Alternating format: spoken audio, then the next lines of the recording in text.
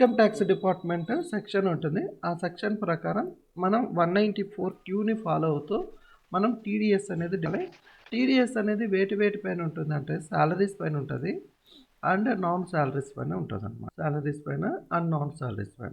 Salaries పైన వచ్చేసి section 192 అన్నటువంటి చెప్తుంది. సెక్షన్ 192 టీడీఎస్ డిడక్ట్ చేయాలి అని చెప్పి, అది కూడా బేసిక్ వాల్యూ ఓల్డ్ స్లాబ్ ప్రకారం అయితే కనుక 50,000 మోర్ దాన్ అయితే కనుక 10% ఆన్ బేసిక్ శాలరీ పైన డిడక్ట్ చేయాలి. 10% డిడక్ట్ చేస్తాము. 10% 50,000 కన్నా more than per month earn చేస్తే, అదే న్యూ స్లాబ్ ప్రకారం అయితే కనుక మీకు 75,000 కన్నా మోర్ దాన్ అయితే వాళ్ళకి 10% డిడక్ట్ చేస్తారు ఆన్ బేసిక్ పైన. ఇది టీడీఎస్ డిడక్ట్ చేయాల్సినటువంటి ప్రాసెస్ అన్నమాట. ఇప్పుడు డిడక్ట్ చేసిన తర్వాత మనం మళ్ళీ ఏం చేస్తాము అంటే మనం మంత్లీ చేయాల్సి ఉంటుందన్నమాట. మంత్లీ వన్స్ మనం ఎవరి దగ్గర నుంచి అయితే డిడక్ట్ చేస్తామో డిడక్ట్ చేసింది మొత్తం కూడా మనం మంత్లీ వన్స్ 7th లోపల before 7th next month before 7th లోపల మనం టీడీఎస్ అమౌంట్ అనేది పేమెంట్ చేయాల్సి ఉంటుంది ఇన్కమ్ ట్యాక్స్ డిపార్ట్మెంట్కి. పేమెంట్ చేసిన తర్వాత మనం ఏం చేస్తాము అంటే మళ్ళీ క్వార్టర్లీ వన్స్ మనం ఫైలింగ్ అనేది చేయాల్సి ఉంటుందన్నమాట. ఇప్పుడు మనకి ఈ జిఎస్టీకి వస్తే మంత్లీ ఫైలింగ్ చేస్తాము.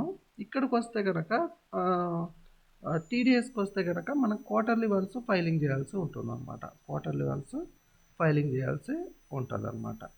ఇక్కడ క్వార్టర్లీ వన్స్ ఫైలింగ్ అనేది చేయాలి. ఇది గుర్తుపెట్టు. ఇది పేమెంట్ డ్యూ డేట్ 7th లోపల. ఇది క్వార్టర్లీ వన్స్ అయినప్పుడు ఏప్రిల్, మే, జూన్ అన్నప్పుడు జూలై 31 క్వార్టర్ అంటే 3 months కదా. అలాగే first quarter, second quarter, third, fourth 4 quarters ఉంటాయి. ఇలాగ ప్రతి క్వార్టర్లోన మీకు ఆ నెక్స్ట్ మంత్ వచ్చేటటువంటి 31st వస్తుంది అనమాట డ్యూ డేట్. అలాగే నాన్ శాలరీస్ అంటే ఏంటి? నాన్ శాలరీస్ అంటే శాలరీస్ కానివన్నీ నాన్ శాలరీస్. సపోజ్ రెంట్ కావచ్చు, అడ్వర్టైజ్మెంట్ కావచ్చు, ఇట్లాగ డిఫరెంట్ అమౌంట్స్ అనేది ఉంటాయి. సో వాటి ప్రకారం మనం టీడీఎస్ అనేది డిడక్ట్ చేయాల్సి ఉంటుంది. ఫర్ ఎగ్జాంపుల్ మీకు నేను కొన్ని ఎగ్జాంపుల్స్ ఇప్పుడు సెక్షన్ ఇవన్నీ కూడా ఇప్పుడు శాలరీస్ కానివన్నీ కూడా నాన్ శాలరీసే. ఇక్కడ మనకి పర్సంటేజెస్ అని ఉంటాయమ్మా. పర్సంటేజెస్ అంటే ఇండివిజువల్ అయితే ఒక పర్సంటేజ్ ఉంటుంది, అదే కనుక కంపెనీ అయితే ఒక పర్సంటేజ్ ఉంటుంది.